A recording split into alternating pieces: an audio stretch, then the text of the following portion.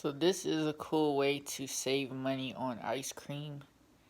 If you're one of those people that like to create all these different flavors, like when you go to Cookout and get your milkshake and all these different ways that come out awesome to you, but you don't want to drink all of it because you're on a little diet and you want to save some for later or whatever.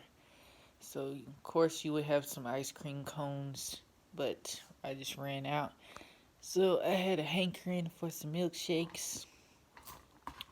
So I got my peanut butter fudge cheesecake in here.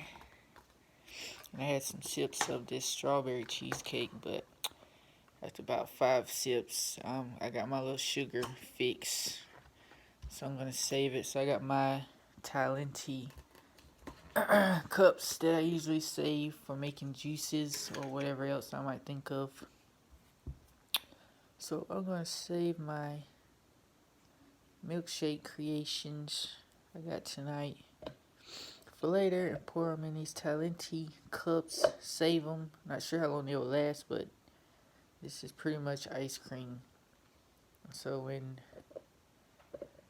I did this the other day and ate it the next day with my last ice cream cone, it tasted just fine as ice cream.